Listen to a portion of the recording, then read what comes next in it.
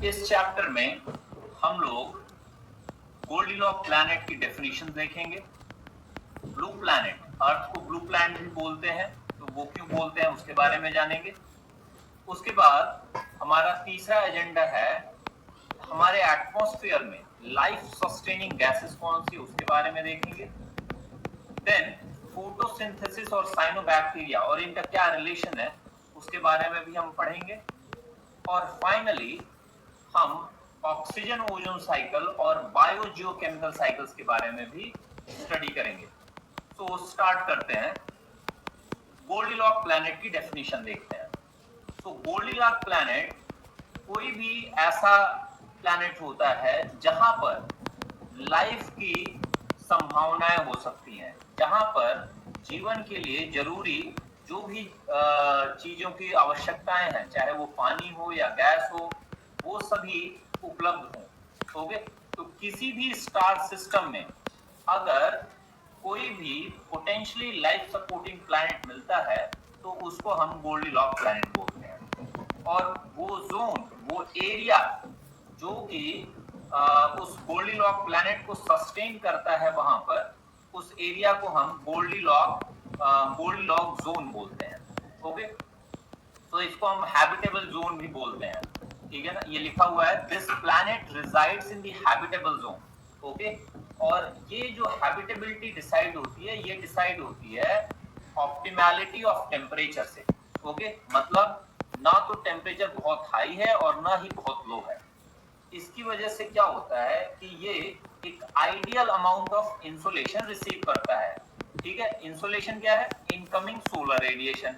जो भी सूरज से, जो भी सन से हमें रेडिएशन हीट आती है वो इंसोलेशन कही जाती है। तो एक डिस्टेंस ऐसा मेंटेन होना चाहिए जहां पे ये इनकमिंग सोलर रेडिएशन ना तो बहुत हाई है ना तो बहुत लो है, और बिकॉज ऑफ दैट जो वाटर है वो लिक्विड स्टेट में रहे। ठीक है, तो लाइफ पॉसिबल हो सकती है। इसको हम हैबिटेबल जोन बोलते हैं, और उन सभी प्लैनेट्स को जो इस रेंज में होते हैं अपने स्टार से, उनको हम गोल्डीलॉक प्लैनेट बोलते हैं। अब समझते हैं ब्लू प्लैनेट क्या है।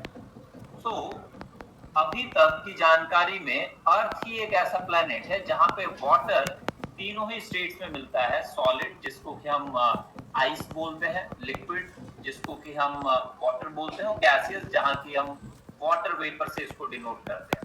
ठीक है, तो अर्थ पे लगभग 71%, 71% जो है वाटर है। इस वाटर की वजह से लाइफ सस्टेन होती है यहाँ पे, और इस वाटर की वजह से ही अर्थ जब भी स्पेस से देखा जाता है तो ज्यादातर ये ब्लू कलर का दिखता है, और इस वजह से अर्थ को हम ब्लू प्लैनेट भी बोलते हैं। अब हम अगले एजेंडे की तरफ चलते हैं जहां पे हम एटमॉस्फेयर में लाइफ सस्टेनिंग गैसेस के बारे में पढ़ेंगे। तो हमारे एटमॉस्फेयर में जो कुछ इंपॉर्टेंट गैसेस हैं जो कि लाइफ को सपोर्ट और सस्टेन कर सकती हैं, उनमें ऑक्सीजन है सबसे इंपॉर्टेंट 21%, नाइट्रोजन है जो कि 78% है, कार्बन डाइऑक्साइड जो कि फोर्थ लार्जेस्ट गैस है 0.04% के अराउंड एटमॉस्फेयर में पाया जाता है। तो ये गैसेस बहुत ही इंपॉर्टेंट है लाइफ को सस्टेन करने के लिए।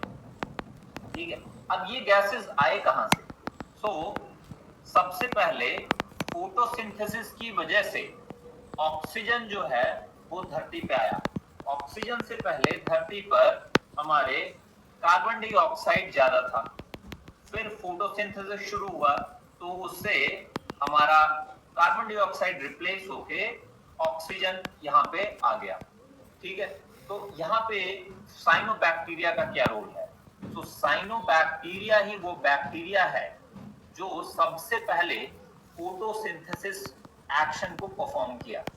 ठीक है, तो इस वजह से साइनोबैक्टीरियाज बहुत इंपॉर्टेंट है।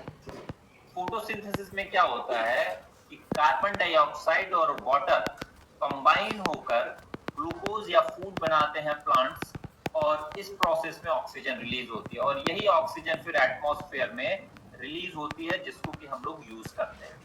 ठीक है, अब ऑक्सीजन ओजोन साइकिल ये एक बहुत ही महत्वपूर्ण प्रक्रिया है जो कि लाइफ को सस्टेन करती है। कैसे?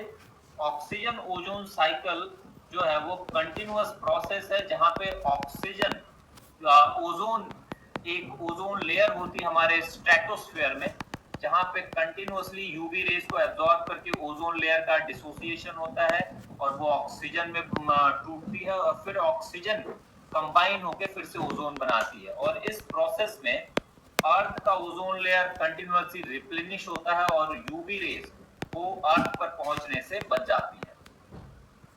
फाइनली बायोजियोकेमिकल साइकिल्स, तो हमारे प्लैनेट पे carbon cycle, nitrogen cycle, water cycle, sulphur cycle, phosphorus cycle, oxygen cycle, ये सभी साइकिल्स मेंटेन होते हैं जो कि लाइफ को और न्यूट्रिएंट को रिप्लेनिश करते रहते हैं, जिससे कि अर्थ में कभी भी न्यूट्रिएंट्स की कमी ना हो और जो भी न्यूट्रिएंट्स हैं वो इसी अर्थ पर बने रहें।